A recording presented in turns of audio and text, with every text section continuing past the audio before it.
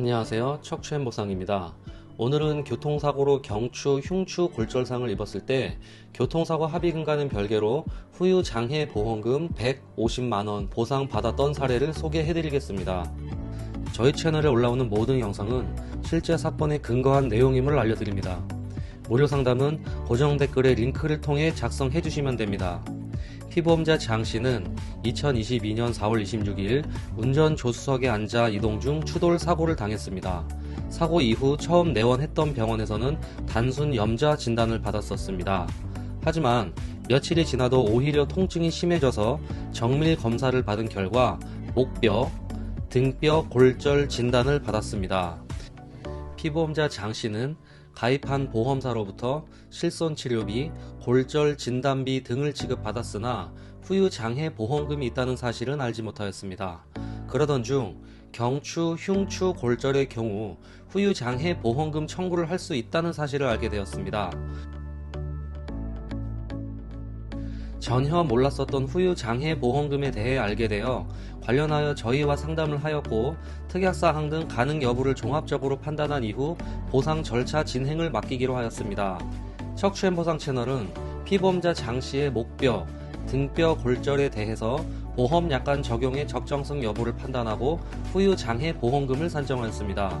그리고 장해 진단서 및 필요 서류들을 구비하여 상해 후유 장해 보험금을 청구하였습니다. 특히 피보험자 장씨는 골절 정도가 아주 경미한 정도였어서 장해 진단서 발급에 약간의 어려움이 있었습니다.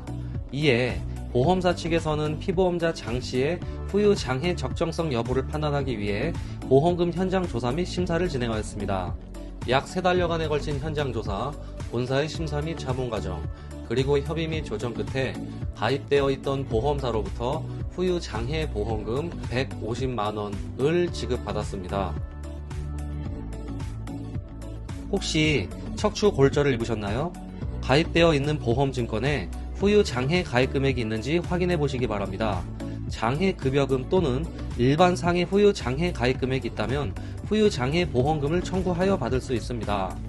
굿리치, 토스와 같은 보험 어플을 통해 후유 장해 가입 여부를 확인해 볼 수도 있습니다. 직장단체 보험 또는 지방자치단체의 시민, 구민안전보험 등에도 후유 장해 가입 금액이 자동 가입되어 있을 수 있으니 문의해 보시기 바랍니다. 후유 장해 가입 금액이 있다면 장해 보험금을 청구할 수 있지만 일반인분들은 개인적으로 이 보험금을 청구하거나 지급받기가 어렵습니다. 왜일까요? 후유 장해는 관련한 평가 방식과 인정 기준이 별도로 마련되어 있어 이에 부합하는 경우에만 후유 장해 보험금을 청구하여 받을 수 있습니다. 또한 보험약관은 주기적으로 개정되어 왔고 최근에도 개정되었기 때문에 언제 가입한 보험이냐에 따라, 즉 어떤 약관에 해당하는 보험이냐에 따라 지급 기준이 조금씩 달라집니다. 따라서 전문가의 도움이 필요합니다.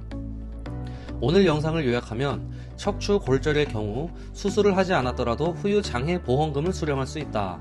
하지만 재해자의 편에서 장해를 평가하고 인정받아 줄 수 있는 전문가가 필요하다.